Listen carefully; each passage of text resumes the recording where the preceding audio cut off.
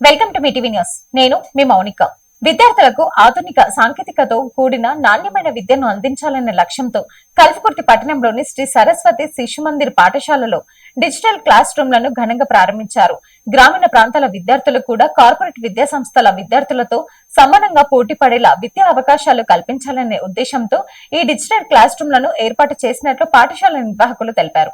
ఈ సందర్భంగా వారు మాట్లాడుతూ ఆధునిక సాంకేతిక పరిజ్ఞానంతో బోధన చేపట్టడం ద్వారా విద్యార్థుల్లో అభ్యాస సామర్థ్యం పెరగడంతో పాటు పాఠశాలపై మరింత అవగాహన కలుగుతుందని పేర్కొన్నారు. డిజిటల్ విద్యా విధానం గ్రామీణ విద్యార్థుల భవిష్యత్తుకు బలమైన పునాది వేస్తుందని ఆశాభావం వ్యక్తం చేశారు.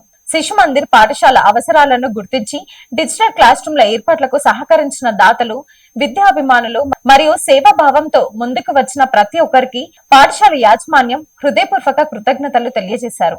ఈ కార్యక్రమంలో పాఠశాల యాజమాన్యం, ఉపాధ్యాయులు, విద్యార్థులు, తల్లిదండ్రులు మరియు పలువురు ప్రముఖులు తదితరులు పాల్గొన్నారు.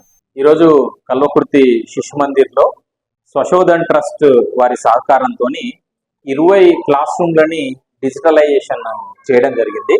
దానికి డాక్టర్ కరుణాకర్ రెడ్డి గారని అమెరికాలో కార్డియాలజిస్ట్ గా స్థిరపడి ఆ తర్వాత తిరిగి నా దేశానికి ఏమన్నా చేయాలని వానప్రస్థాశ్రమంలో భాగంగా వారు తిరిగి భారతదేశానికి రావడం జరిగింది. భారతదేశానికి వచ్చి గ్రామీణ ప్రాంత విద్యార్థులకి పట్టణ ప్రాంతాల్లో కార్పొరేట్ స్కూళ్ళల్లో ఏదైతే విద్య అందిస్తున్నారో అది గ్రామీణ ప్రాంతాలకు అందించాలంటే అది డిజిటల్ ద్వారానే సాధ్యమవుతుందని వారు బలంగా నమ్మి మన ఈ కల్వకుర్తి పాఠశాలని ఎన్నుకోవడం జరిగింది. ఎందుకంటే సరస్వతి శిశు మందిర్ ఇక్కడ మంచి విద్యను అందించడమే కాకుండా ఉత్తమమైన ఫలితాలను కూడా సాధించడం జరిగింది. కాబట్టి ఈ పాఠశాలను ఎన్నుకొని ఈ పాఠశాలలో డిజిటల్ క్లాసెస్ నిర్వహించడం కోసం వారు ఒక ప్రణాళికని తయారు చేశారు. వారు ఇంగ్లాండ్ లో బెస్ట్ టీచర్ ఇన్ ఫిజిక్స్ వారిని ఈ పిల్లలకి ఫిజిక్స్ టీచ్ చేయడానికి ఉపయోగపడుతుంది. తర్వాత ఎక్కడో హరిద్వార్ లో బెస్ట్ యోగా టీచర్, ఆ యోగా టీచర్ ద్వారా పిల్లలకి ఇక్కడ యోగా నేర్పించడం జరుగుతుంది. అదేవిధంగా పిల్లలకి స్ఫూర్తినిచ్చే అనేక డాక్యుమెంటరీస్ ప్రపంచం మొత్తంలో చాలా డాక్యుమెంటరీస్ ఉన్నాయి. ఒక ఇండివిజువల్ ఏ విధంగా చేశారు, ఒక ఊరు వాళ్ళు కలిసి ఏ విధంగా చేశారు, అలాంటి డాక్యుమెంటరీస్ ఒక ½ an hour డాక్యుమెంటరీస్ చాలా కలెక్ట్ చేయడం జరిగింది. వారు ఆ డాక్యుమెంటరీస్ ని పిల్లలకి క్లాసెస్ అయిన తర్వాత ఈవినింగ్ టైంలో క్లాస్ రూమ్ లో కూర్చోబెట్టి ఆ డాక్యుమెంటరీస్ 30 నిమిషాల డాక్యుమెంటరీస్ చూపించి దాని ద్వారా పిల్లలు ఏం నేర్చుకున్నారు, దానికి సంబంధించి మీ ఆలోచనలు ఏ విధంగా ఉన్నాయనేది ఉపాధ్యాయుడు ఫెసిలిటేట్ చేయడం ద్వారా పిల్లలు తమ భావాలను వ్యక్తం చేయడం జరుగుతుంది. కాబట్టి ఆ కమ్యూనికేషన్ స్కిల్స్ కూడా పెంచడం కోసము ఈ డిజిటల్ క్లాసెస్ ఉపయోగపడతాయనే ఒక మంచి లక్ష్యంతో కరుణాకర్ రెడ్డి గారు స్వశోధన్ ట్రస్ట్ ఇక్కడ ఏర్పాటు చేయడం జరిగింది. వారికి కల్వకుర్తి శిశు మందిర్ వైపు నుంచి మనస్ఫూర్తిగా ధన్యవాదాలు తెలియజేస్తున్నాం. మొహరం వేడుకలకు ప్రసిద్ధి చెందిన కోల్చారం గ్రామానికి ఈ ఏడాది కూడా ఉత్సవాలు భక్తి శ్రద్ధలతో కొనసాగుతున్నాయి. గ్రామానికి చెందిన నిర్వాహకులు నజీర్, మున్నా ఆధ్వర్యంలో వేడుకలు నిర్వహిస్తున్నారు. 4 రోజుల క్రితమే గ్రామంలో పీర్లను ప్రతిష్ఠించగా నేడు భక్తులు పెద్ద సంఖ్యలో పీర్ల వద్దకు చేరుకొని మొక్కులు చెల్లించుకుంటున్నారు. పరిసర గ్రామాల నుండి కూడా భక్తులు తరలివచ్చి దర్శనం చేసుకుంటున్నారు. శుక్రవారం ఉదయం పీర్లను గ్రామ వీధుల్లో ఘనంగా ఊరేగించి గ్రామ కుడలి వద్ద ప్రత్యేక కార్యక్రమాలు నిర్వహించనున్నారు. ఈ వేడుకలను తిలకించేందుకు భారీ సంఖ్యలో భక్తులు తదితరులు హాజరు కానున్నారు. ఉప సర్పంచ్ల సమస్యల పరిష్కారం కోసం హైదరాబాద్ లోని ఇంద్ర పార్క్ ధర్నా చౌక్ వద్ద నిర్వహించిన హలో ఉప సర్పంచ్ చలో హైదరాబాద్ కార్యక్రమం విజయవంతమైందని తుక్కాపూర్ ఉప సర్పంచ్ ఆర్ఏ రవీందర్ తెలిపారు. ఈ కార్యక్రమానికి కోల్చారం మండలానికి చెందిన ఉప సర్పంచ్లు పెద్ద ఎత్తున హాజరయ్యారు. ఈ సందర్భంగా ఆర్ఏ రవీందర్ మాట్లాడుతూ ఉప సర్పంచ్ల చెక్ పవర్ ను తొలగిస్తున్నారనే వార్తలను ప్రభుత్వం వెంటనే ఖండించాలని డిమాండ్ చేశారు. అలాగే ఉప సర్పంచ్లకు నెలకు 5,000 వేతనం మరియు వార్డు సభ్యులకు 3,000 గౌరవ వేతనం ప్రకటించాలని కోరారు. గ్రామాల్లో ఏర్పాటు చేసే శిలా ఫలకాలపై సర్పంచ్ల పేరుతో పాటు ఉప సర్పంచ్, వార్డు సభ్యుల పేర్లను కూడా చేర్చాలని సూచించారు.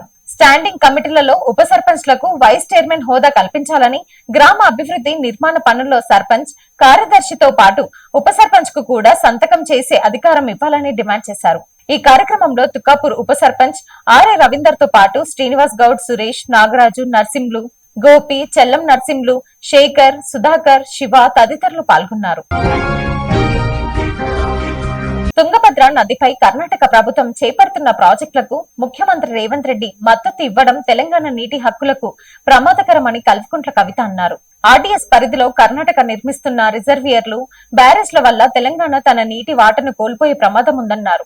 ఆర్డీఎస్ లో తెలంగాణకు 16 టీఎంసీల వాటా ఉన్నప్పటికీ ఇప్పటి వరకు పూర్తి స్థాయిలో వినియోగించుకోలేకపోయిందని పేర్కొన్నారు. కర్ణాటక చేపడుతున్న 3 కొత్త ప్రాజెక్టుల పూర్తయితే తుంగభద్రలో తెలంగాణ హక్కులు దెబ్బతింటాయని హెచ్చరించారు.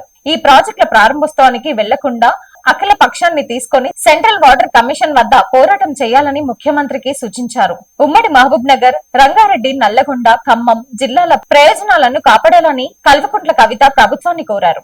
జై తెలంగాణ. తెలంగాణ ప్రజలందరికీ కూడా ఉద్యమాభివందనాలు. తెలంగాణ రాష్ట్రం వచ్చి 12 సంవత్సరాలైనా తుంగభద్ర నదిలో గాని, కృష్ణ నదిలో గాని ఇప్పటి వరకు కూడా మనం సంపూర్ణంగా మన నీటిని వాడుకోలేకపోతా ఉన్నాం. వాస్తవానికి తుంగభద్ర నది మీద ఏదైతే ఆర్డీఎస్ ప్రాజెక్ట్ ఉంటుందో అది నడిగడ్డను బతికించాల్సినటువంటి ప్రాజెక్టు, ఉమ్మడి మహబూబ్నగర్ జిల్లాకు సహాయం చేయాల్సిన ప్రాజెక్టు, మనకు తెలంగాణకు 16 టీఎంసీలు ఇచ్చేటటువంటి ప్రాజెక్టు. కానీ ఆ 16 టీఎంసీలలో ఈ 12 ఏళ్ళు కానీ అంతకుముందు చరిత్రలో ఎప్పుడు చూసుకున్నా కానీ తెలంగాణ రాష్ట్రంలో నడిగడ్డ ప్రాంతంలో కేవలం 6 టీఎంసీలు వాడుకున్నాం. మనం అంతకన్నా ఎప్పుడు కూడా ఒక్క ఇంచు కూడా మనం వాటర్ ఎక్కువ వాడుకోలేదు, ఒక చుక్క కూడా వాటర్ ఎక్కువ వాడుకోలేదు.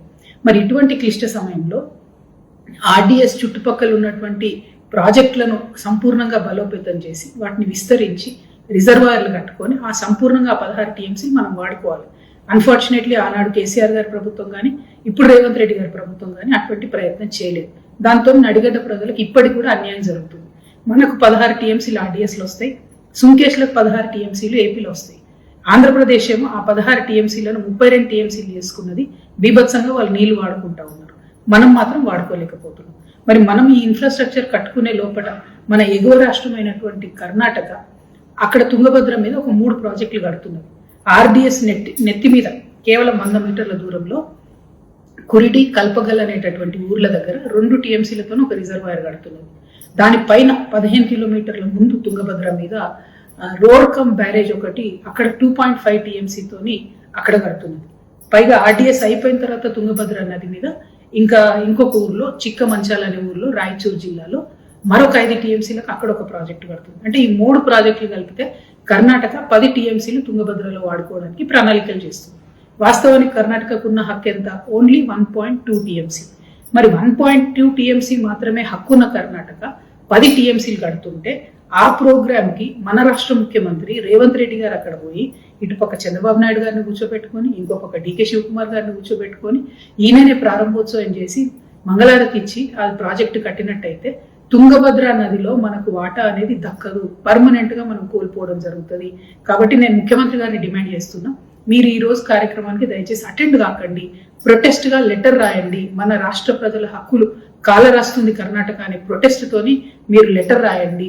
ఎందుకంటే ఇవాళ మీరు తీసుకునేటటువంటి స్టాండ్ పర్మనెంట్ గా తెలంగాణ ప్రజలకు నదీ జలాల్లో వాటానివ్వకుండా పోతుంది. Thanks for watching.